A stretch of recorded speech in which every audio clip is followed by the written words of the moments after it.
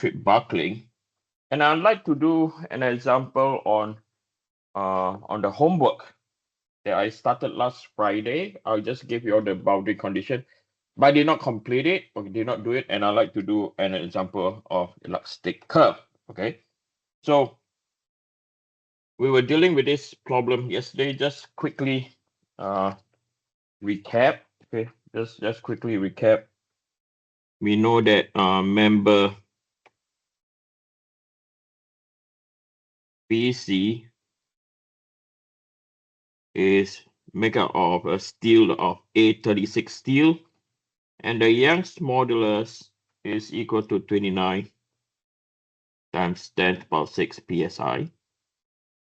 And then we are given that the yield strength of the steel is 26 times 10 to the power 3 psi.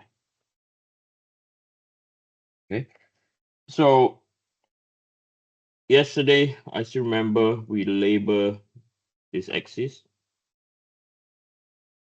This is our I, and this is our J. And then based on this view over here, okay, based on this view over here, we have another transformation where this is our Y, this is our Z, and our dot is the X. Okay, so I hope you can visualize this. I got this orientation transformation of this orientation from this view over here. Okay, so I like to draw the cross-sectional view. I like to sketch the cross-sectional view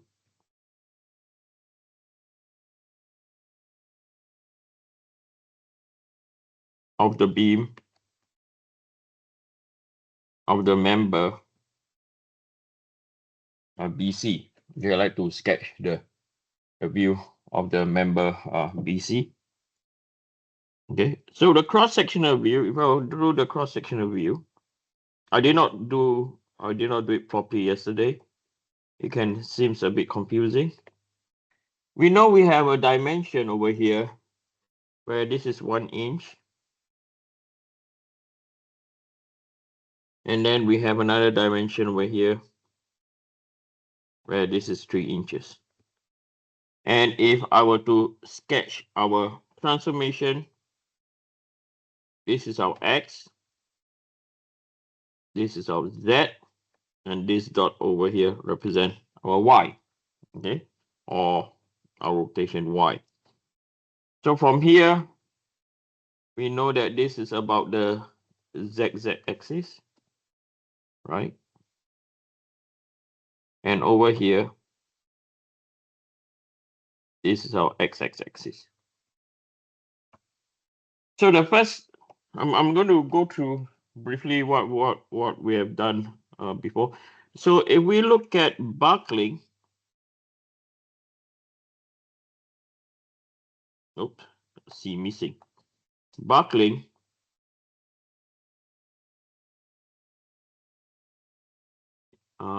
in the YZ plane.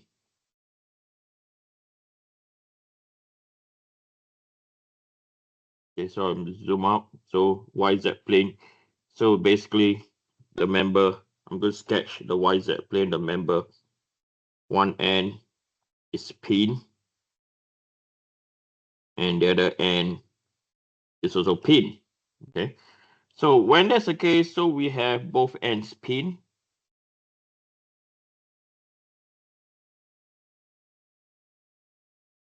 So we know that LE is equal to L. Okay, so we know that LE is equal to L. So we did calculate L yesterday. Is equal to 60 inches. Okay, so we are now going to calculate PCR, critical load, YZ plane. So this is equal to pi squared E I X over LE squared.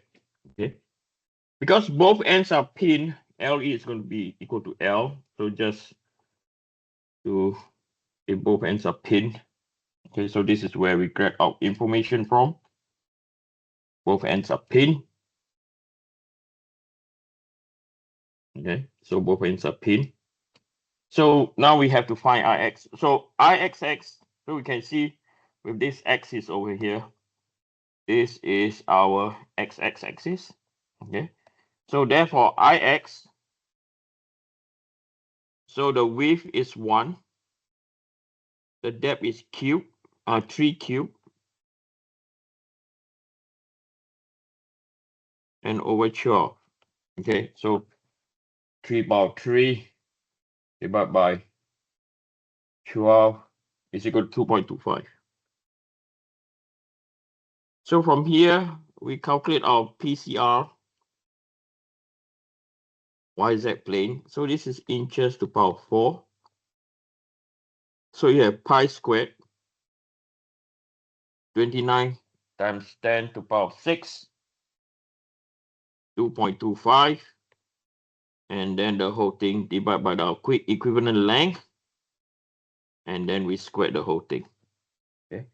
So this will be equal to pi squared times 29 power 6 times 2.25 divided by 60 twice.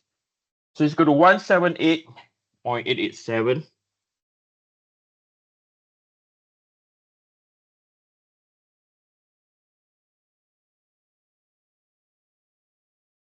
Times 10 to the power 3 pounds. So this is the critical load for the YZ plane. So the next one we are going to focus on is we are going to focus on the buckling.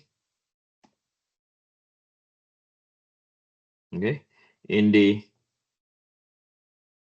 now in the XZ plane, sorry, XY plane. Okay, so now we have this structure over here.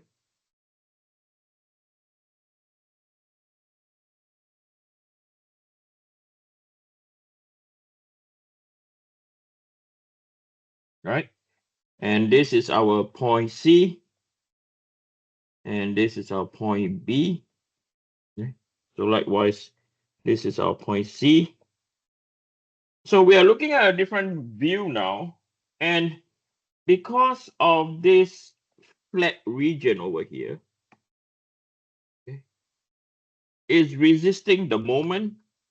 So moment is not equal to 0. Moment is not equal to 0. And if we were to sketch how this will buckle, basically it will buckle this way. Okay. So if I'm going to put my axis, this will be my X, and this will be my Y, and then this is our rotation about Z. If I'm going to put my axis over here, this will be our Y, and over here, this will be our Z. Okay.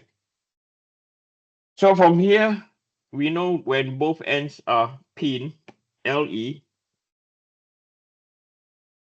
is equal to 0.5 L. Okay. So I write down here, sorry, not both ends. So both ends are fixed. I do apologize. And if we take the diagram, okay, both ends are fixed. Okay, all this diagram will be provided in your term test. I would not expect you all to memorize what are the conditions. Okay. So we know that both ends are fixed now. Okay. So from here, we know that PCR, so we are going for the XY plane, is equal to pi squared E IZ over LE squared. So IZ, so now the axis of interest now is our ZZ axis. So this is our ZZ axis of interest. So the width is 3, the depth is 1. Okay, so 3 multiplied by 1, okay, 3 multiplied by 1 cube over 12. So 3 divided by 12 is 0.25. So from here, we have our critical load in the XY plane. So we have pi squared multiplied by 29 times 10 to the power 6 multiplied by 0.25. And then we're going to divide by, we have 0.5 times by 60. And then the whole thing, we're going to square. Okay. So pi squared times by 29 power 6. 0.25 divided by 0.5 divided by 0.5 divided by 60 divided by 60. So it's equal to 79.505.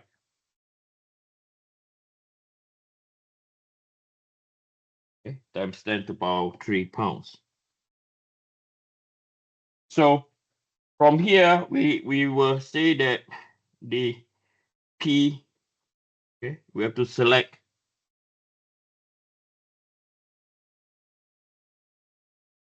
the lower value. Okay.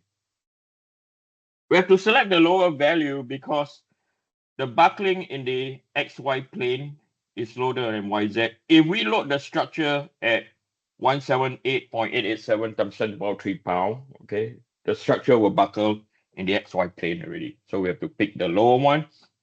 So we have to select the lower value. Now we know that PCR is equal to 79.505 times 10 to the power 3 pounds. Okay. Now if we were to go back to our question, right? Our question did not say that it requires any factor of safety. Okay. So factor of safety is as good as equal to 1, but I'm going to do it over here. So factor of safety is equal to P critical over P allowable.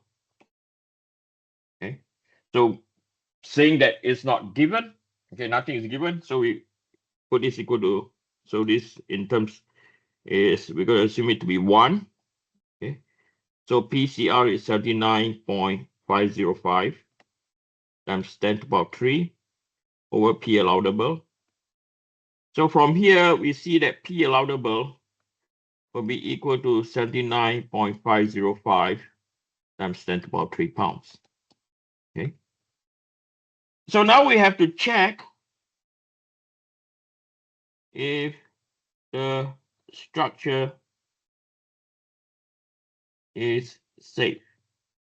We know it will not buckle, okay, but it's a structure safe. So when I say it's a structure safe, now we have to calculate based on the critical load is equal to PCR divided by the cross-sectional area. Okay, so when we get this, this will be equal to 79.505 times 10 to the power 3. The cross-sectional area is 3 by 1. Okay, so 79.505 divided by 3 divided by 1. So it's 26.502 times 10 to the power 3 psi, which is less than the yield of 36 times 10 to the power 3. Okay. So from here, we prove that the structure is safe.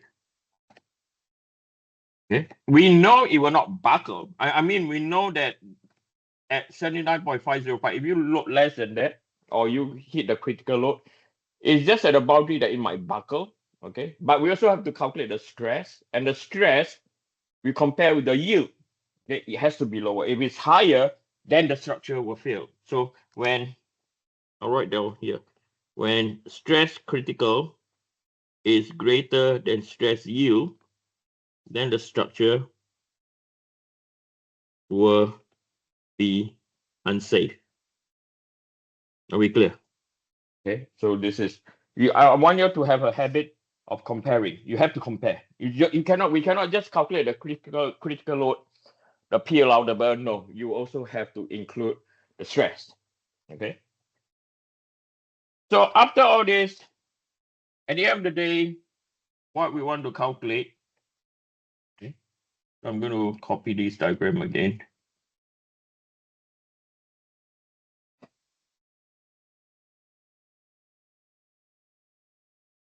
Okay.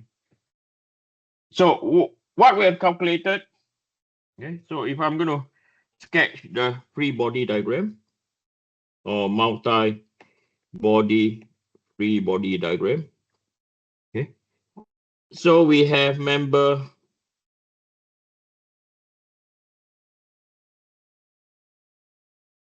right, A, we have B, and we have a load P down here. Okay.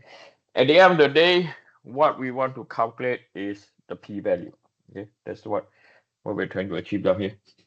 So we have come up with a member BC,